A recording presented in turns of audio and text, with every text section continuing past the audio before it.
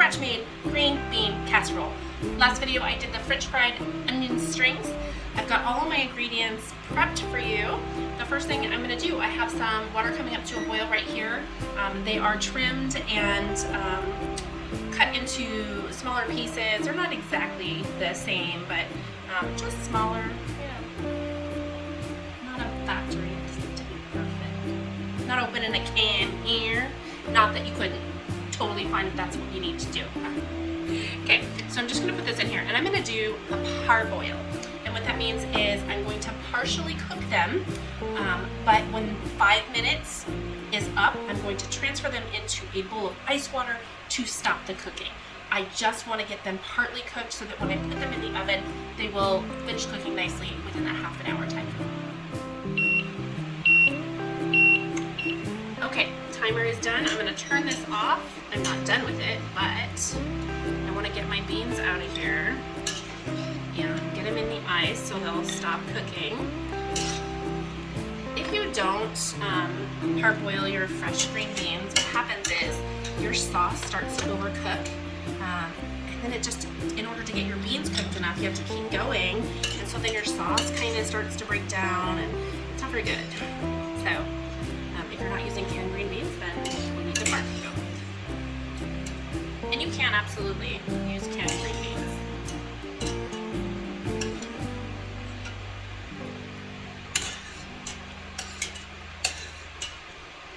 Okay, so these are going to sit. I just want to move them around so that the ice is all over all of them.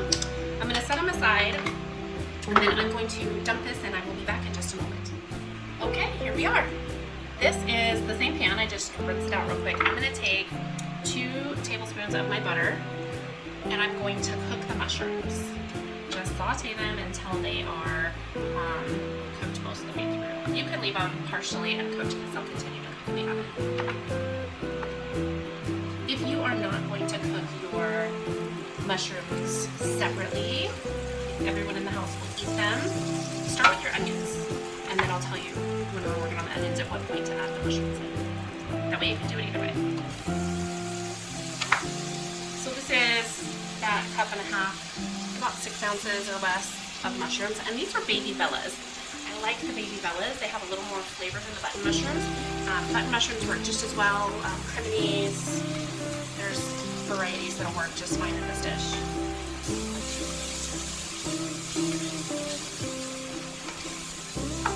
Alright, I am going to scoop these in here.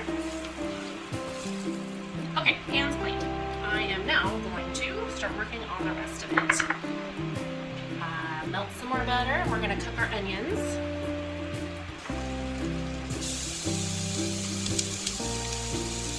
So that's 1/3 cup of yellow onion. This one was particularly rude. Maybe tear up a little bit. That means it's going to taste good, right? Maybe I just need to sharpen my knives. So we want our onions to get translucent. They're about halfway there now. I'm going to go ahead and add my 2 cloves of garlic through the garlic press.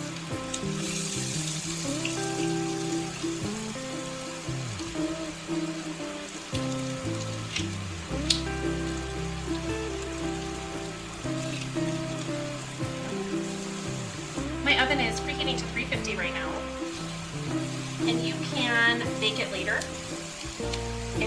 Especially if you're making this for like a holiday dish, you can make it the day before, put it in the fridge, and then make it. If you can take it out and let it come up to room temperature, it'll bake a little more evenly. If you don't, just bake it for a little longer.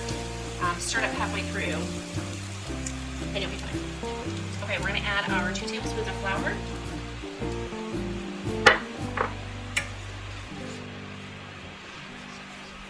And that's what's going to help thicken up everything else.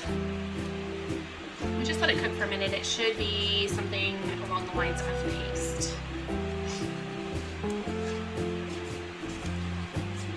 Okay, and once we've done that, we can add some chicken broth in. And this is my house-made chicken broth. There will be a link to that recipe down below. And next up, we're going to add our salt and our pepper. And that was That's fresh ground pepper, just ground it into there. About an fourth of a teaspoon on the pepper, and a half a teaspoon of the salt. Next, I'm going to add the cream. This is heavy cream. Get that going in there. So just keep stirring it to avoid lumps. It might have needed a little more butter, and I kind of knew that, and I went ahead anyway. And it'll be fine. It'll be fine. It's fine. So keep that going. I'm gonna get things cleared off as I go. Okay. And last, we have our cheese, and this is in aged white cheddar. You can use a sharp white cheddar. You could vary your cheese. I think the aged white or the sharp white is going to give it a nice bold flavor. Stir that in, and I'm going to add my green beans back in, nice and cold at this point. And we want to evenly coat them as much as possible, and I'm just going to let this cook for a minute before I transfer them into my baking dishes over here.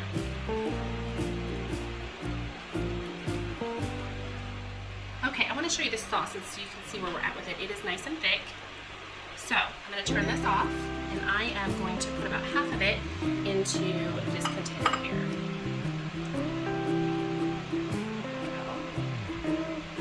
It's probably not even half.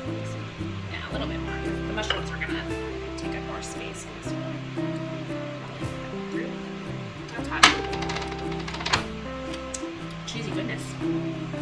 Okay, so now I'm going to dump the mushrooms in here and stir it up.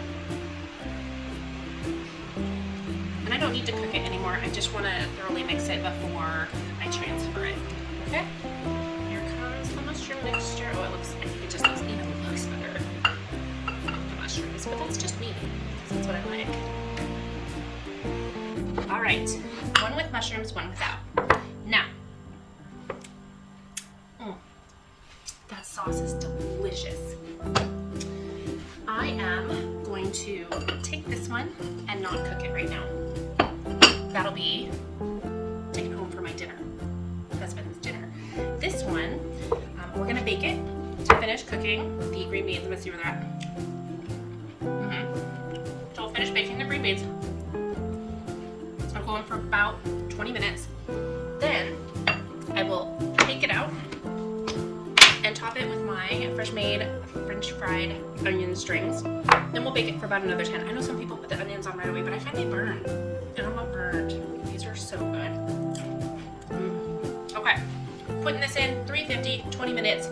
Top it with your onions. 5-ish more minutes. Pull it out, you're good. 20 minutes have passed. I'm just gonna put a little bit on here because I too am gonna eat this later and I don't want a bunch of mushy onions, so I'm just gonna put that on so that I can taste it and describe it for you when I'm done, and then I'll reheat it at home and throw a bunch of these on there. All right, here we go, back in the oven, 10 minutes, maybe 5, doesn't take long. Delicious smelling. I'm smelling a big mix of garlic and cheese, and now that the onions are toasted. Let's see here, mushroom. I gotta get it all. Lived an onion, a couple of those. Those are my favorite. I just love this whole thing.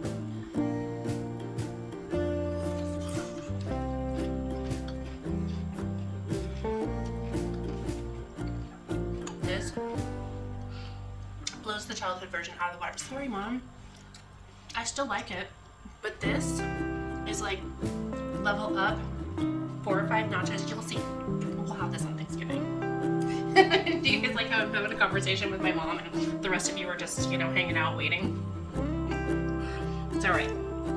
She lives about 40 minutes away, so we can milk quite a bit. I'm just gonna keep eating this. It's really good. It's so creamy, and what I find with this one is that there isn't one flavor that overpowers everything. It has such a nice balance, and the onions on top with the crisp is so nice. It's so nice. More mushrooms. I skip a little mushrooms in a lot of dishes, so I'm always happy when I have fresh mushrooms in a dish. If you have any questions, go ahead and put them on down in the comments below. Or if there's something you'd like to see me make, that's the place to put it. Down below in the directions, I will put the link to the French fried onions and the chicken broth. If there's anything else that you'd like to say to me, happy Thanksgiving, how you doing? Hey Michelle, what's up? Whatever, say hi. Tell me what's going on. Have a great Thanksgiving. If you're making this for another dish, it's great for Christmas too. From my kitchen to yours. Let's make food from food.